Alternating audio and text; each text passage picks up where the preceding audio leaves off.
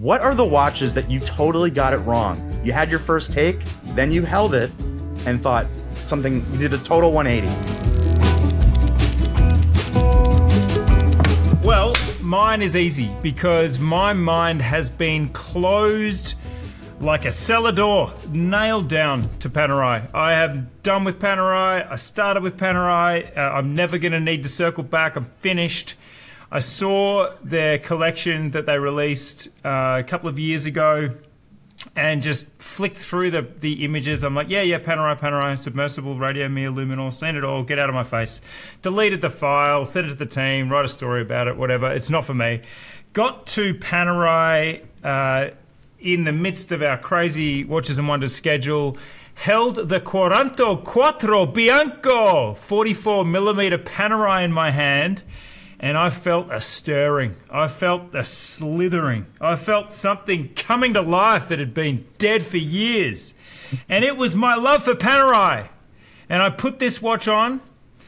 This watch, which will no doubt be sexy B-roll. The submersible white dial on an olive green strap, my new favorite color. It's literally freaking everywhere now. It just surrounds me, this color. I love it so much. And it all just came flooding back. And yesterday we did the Dude with Sign launch to promote our studio. I think one of the most viral moments I've had in a while. It's amazing, isn't it? A bit of cardboard just does a bit of cardboard trick. Just lit the world on fire. Yeah. And a few statements. And one of them said, it's okay to like big watches. And guess what, boys? I think I'm coming back to big watches. I've been wearing this all summer long, the Norcane Wild one, but this 44mm Quaranto is this. Yeah. I got it totally wrong. I was dead to Panerai until this watch, and now I want this watch. So sometimes something that is so dead to you that you don't even look at the press release just came up and it said, guess what? You've come full circle, my friend. All right, Andrew. What's the largest watch you have in your collection? Wow, I've offloaded a lot of the big boys. I did have a Monaco McQueen for the longest time, and then I just found that I love the Monaco, and I love the iconic power of it, but I couldn't get right with the way it wore. Yep. I had a big Pilot for the longest time. The ergonomics of it. The Le Petit Prince Big Pilot was one that I held onto for years because I just loved the way it looked on me in photos, but I hated the way it wore. So I haven't got a long history. I haven't got a good history with bigger watches. This is the only 40+ mil watch that I wear pretty much all the time. It's a super high rotation watch because of the lightness. So I think that with this watch in my mind all the time, you may see the big boys come stampeding back into the collection. So as a bit of a sort of a verbal TLDR, right? What was that sort of singular thought that when you held it, what was that sort of convincing thought where you're like, wait a second, I'm thinking about this watch differently now? Was it how when you put it on your wrist, you felt different? Just looking at it, you felt different? Looking at it, it stirred. Like I felt movement of just like, oh, I could feel a stone rolling away. But then when I put it on, I'm like, oh, I remember this feeling of a big watch it's super heavy. It wears you. You can't wear, unless you're The Rock, you can't wear a submersible without it wearing you. It's just not possible. But then sometimes you want to be held. Sometimes you want to hold. So I feel like in a watch like this Big Daddy's wearing you, but I have Big Daddy days where I'm like, I want to put something on that is commanding me in the room. But other days, the small watch craze is great because you always are in control of your watch. You're wearing that. Marcus, tell me about your 180. Do a kickflip. I am not a gold loving person, but what I'm realizing is in my watch journey, I feel like I'm maturing that way. And so I never grew up wearing gold, and I was always silver. And when I first got into the game and got my first big boy watch, that was a Tudor Black Bay S&G. So it did have obviously the gold element in there, and that was a really big step as well. Like to even do that was radical. But I kind of It was so weird. I was waiting for the watch to tip you over the edge. And when it was a two-tone Tudor dive watch, I'm like, well, you got me beat, son. Wouldn't have picked that in a billion years. Well, here's another one that you wouldn't pick in a billion years, for which is definitely on my radar. And look, the Piaget Polo 1979, which is... Way! Yeah. Dude. There's something about that watch where, like, originally, I think I'd look at pieces like that and just go, oh, good God, no.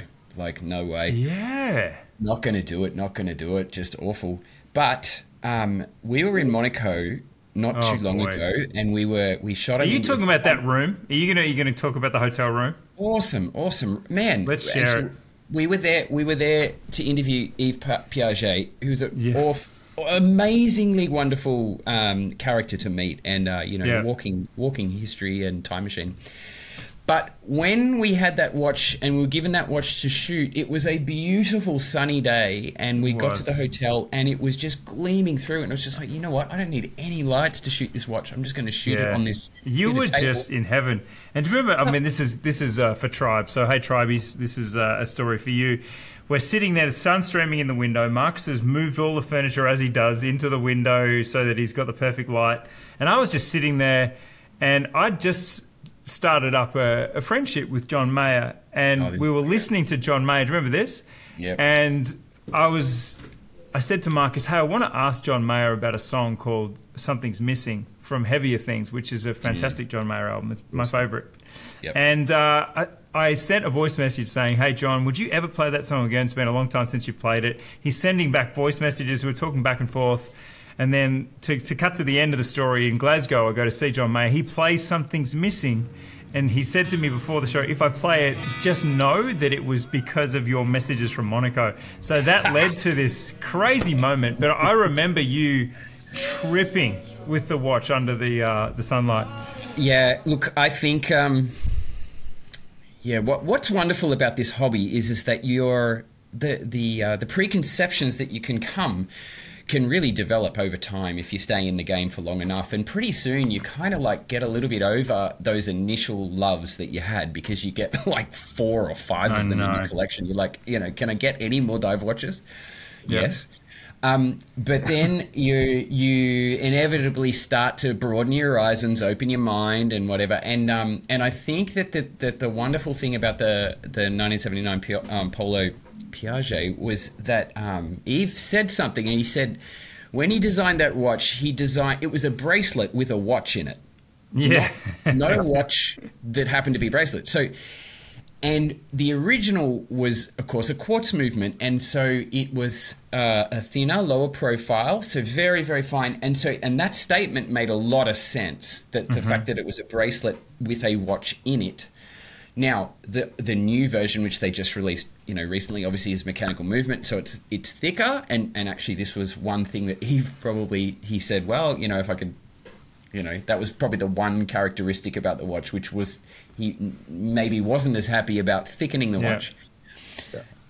It's still a thin watch, right? It's a few millimeters more than a quartz movement.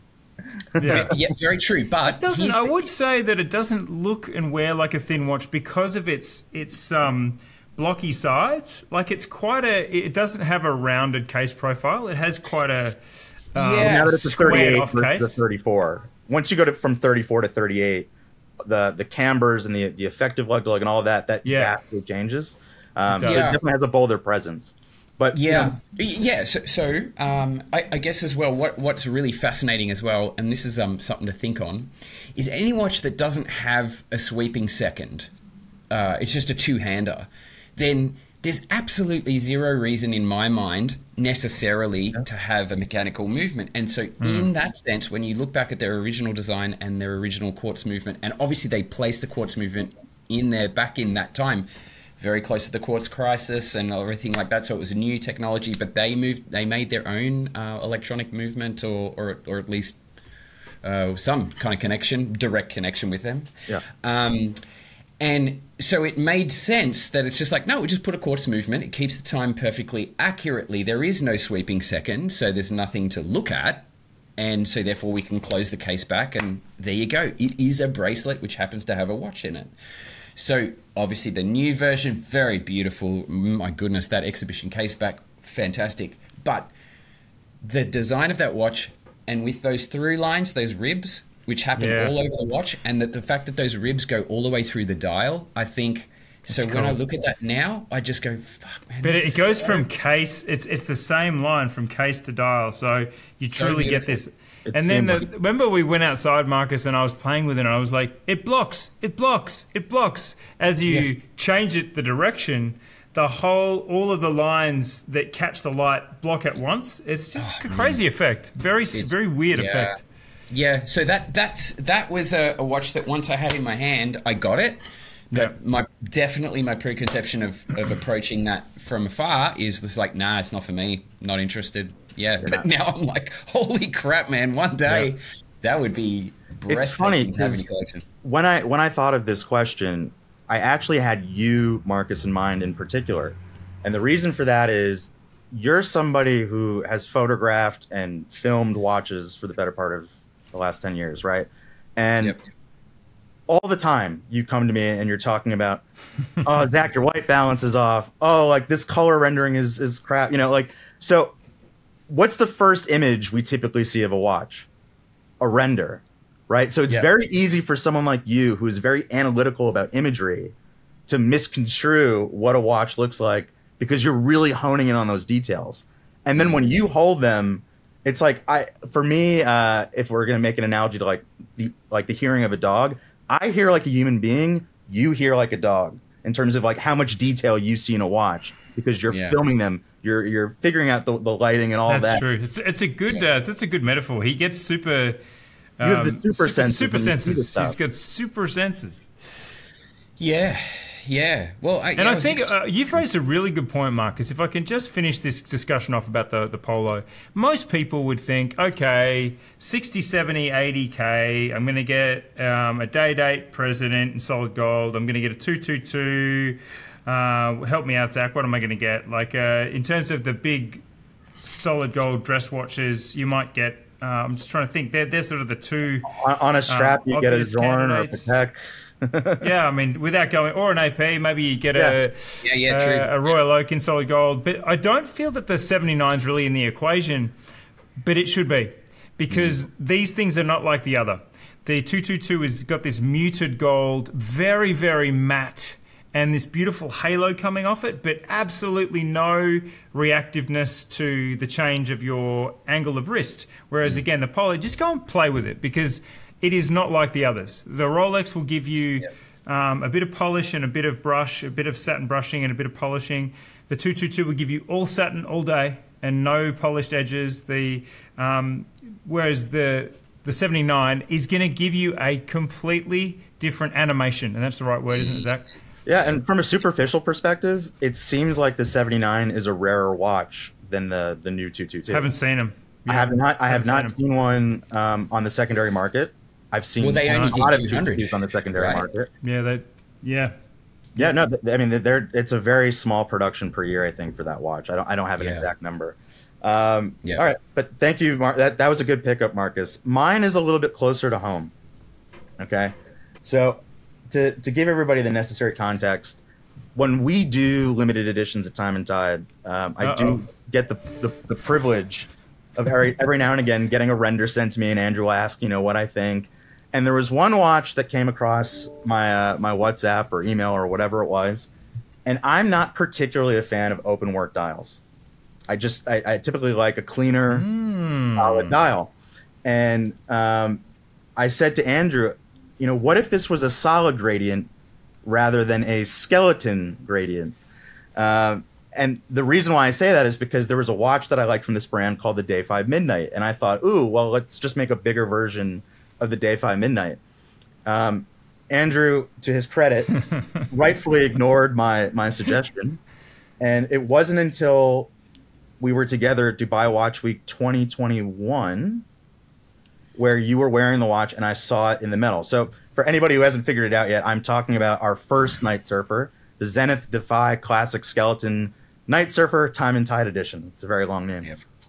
But when I saw it, I completely changed my tune, and I was like, I get it now. But Zach, you know the backstory to that. You know, do you know this? Do you know that I went to Remain and said, I fucking love the Defy Midnight. I love this. I love the stars in the sky. I love the gradient. So I think I later sort of explained to you that I'd gone to them and said, can we make the Midnight for men? And he's like, I kind of want to leave that for the women, or for that collection. And then he came back with this liquid gradient on the skeletonization. But it's what I think is interesting about what you've said is that, because I think an example of skeletonization that hasn't worked is the Chopard Alpine Eagle skeleton. So very often I find that it can degrade a watch. It certainly doesn't always add to it. And in that case, it's just too grey, too utilitarian. It loses all of that dial majesty of the Chopard Alpine Eagle. Like the whole pillar is it's a watch that you just stare at and you're just like, is this an eye looking back at me? Is this? And then you move it and it changes, and obviously the skeletonization of that watch totally degraded, to me, what was cool about it. Whereas the Night Surfer, because of this liquid gradient on the skeleton, on the open working, it still blocks enough to not feel all confusing to the eye. It's not illegible, but I think the other thing that really, and again, this is why it's dangerous to have like these hard, fast set rules. Like, for example, I don't particularly love small seconds at 9 o'clock. A watch that I'm wearing very frequently as of late is a Grand Seiko with small seconds at 9 o'clock. You know, once you've held something, all of a sudden the rules are to be broken. You know, exactly, to be broken. But I think for the Night Surfer in particular, the reason why I get behind the open work is because of the microblasted titanium, because there's that sort of future forward sense. If that was a watch in steel and it had that open work, I probably wouldn't feel the same way. But because it feels very futuristic in that, and I always love the fact that when people see me wearing that watch, they ask me, the first question a lot of the time is that ceramic? And I always saying, no, it's not. But that's why it works, and that's again the value of seeing something in the metal, because I was the skeptic. You know, I'm seeing the renders. I'm like, oh, I don't know. I think we're. At what point in that discovery, few minutes, did you just go, oh damn? Because there's a little trick up its sleeve, that watch, and that's how it feels on the skin. I don't have any other watch that feels like a Night Surfer.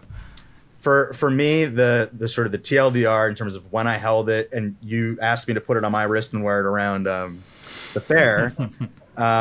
I love the fact that while yes, it's a 45 millimeter lug to lug, so that's already perfect for my super wrist. Tiny.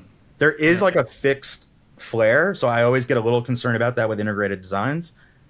But it's the perfect camber, so it actually wraps around my wrist really well. And for me, fit is everything. If I can't find, there's a reason why I don't own a Black Bay 58 anymore, right? Because T-Fit didn't exist yet. So there's no T-Fit on the Night Surfer though. No, but that's why I'm very lucky. I only recently added a link because my wrist in the summer has just kind of bloated up a little bit. But I've played tennis in that watch. That's how well it fit, because I wasn't worried about it jangling.